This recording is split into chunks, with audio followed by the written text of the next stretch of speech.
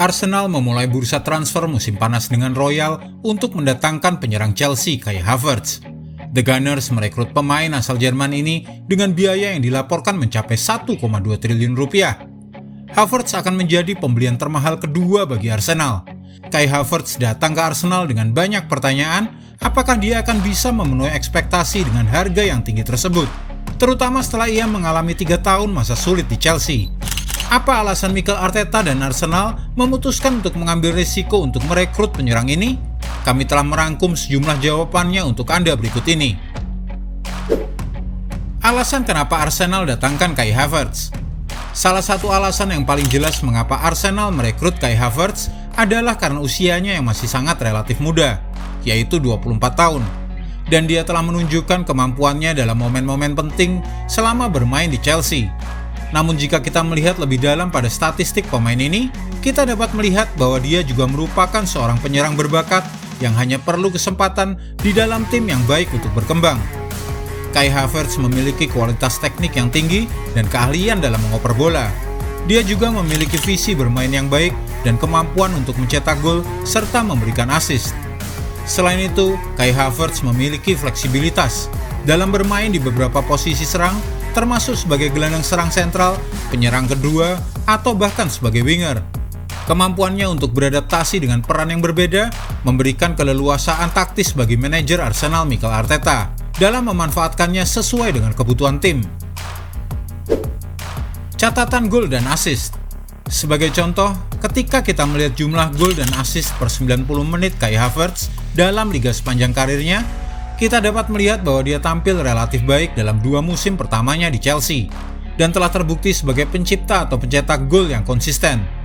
Meskipun catatannya dalam musim 2022-2023 sangat buruk, alasan lain mengapa Arteta mungkin tertarik untuk merekrut Havertz adalah kegunaannya sebagai pemain cadangan. Meskipun belum jelas apakah ia dapat mengungguli performa Gabriel Martinelli atau Gabriel Jesus untuk mendapatkan posisi starter, Havertz telah menunjukkan kenyamanannya dalam bermain sebagai penyerang atau sebagai pemain nomor 10, bahkan di posisi gelandang tengah atau di sisi lapangan.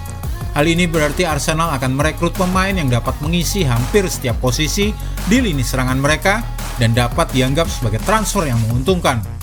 Kai Havertz mungkin tidak mampu menyelamatkan Chelsea dari penurunan posisi di klasemen musim lalu, tetapi dia mungkin terbukti sangat berguna dalam upaya Arsenal untuk bersaing di Liga Champions dan Liga Premier musim depan.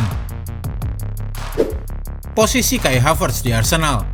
Banyak fans Arsenal kebingungan ketika manajer Mikel Arteta bergerak mendatangkan pemain flop Chelsea Kai Havertz. Lini serang The Gunners saat ini dipandang sudah lebih dari cukup. Namun apa siasat sebenarnya Arteta kembali menambah opsi penyerangan dengan memboyong striker Jerman tersebut? Di tengah keraguan fans akan transfer Kai Havertz ke Emirates Stadium, Arteta justru melihat ex-pilar Leverkusen itu sebagai seorang nomor 8 dalam timnya.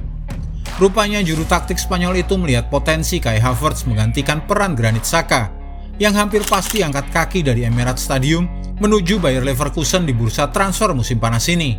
Mikel Arteta merencanakan peran di lini tengah untuk Havertz, bermain dalam pola 3 gelandang bersama seorang jangkar dan Kapten Martin Odegaard. Lini tengah memang jadi prioritas Arsenal untuk dibenahi, dengan nama-nama seperti Declan Rice masuk dalam bidikan utama. Namun ternyata Havertz diincar bukan untuk mempertebal opsi di lini serang, melainkan untuk dimainkan di lini kedua tim. Kai Havertz sendiri sebetulnya tak asing dengan peran gelandang. Selama periode emasnya di Leverkusen, dia mengemban posisi gelandang serang dan tampil cukup produktif di pos itu sebelum diangkut Chelsea pada musim panas 2020 dan tampil flop sejak saat itu. Rapor pemain Jerman di Arsenal. Kai Havertz bukan pemain Jerman pertama di Arsenal. Sebelum dia, ada beberapa pemain Jerman lain yang juga pernah membela Arsenal. Lukas Podolski juga pernah membela Arsenal pada 2012 silam. Podolski bermain kurang lebih 3 musim di Emirates. Selama bersama The Gunners, pemain 38 tahun itu menyumbangkan 31 gol dan 17 assist dalam 82 pertandingan. Pada 2015, ia dipinjamkan ke Inter Milan sebelum akhirnya dijual ke klub Turki Galatasaray. Berikutnya ada Shkodran Mustafi, yang menjadi penggawa Arsenal pada 2016. Mustafi membela klub selama 5 musim hingga kontraknya habis. Pemain yang berperan sebagai bek tengah tersebut menjalani 151 pertandingan berseragam The Gunners.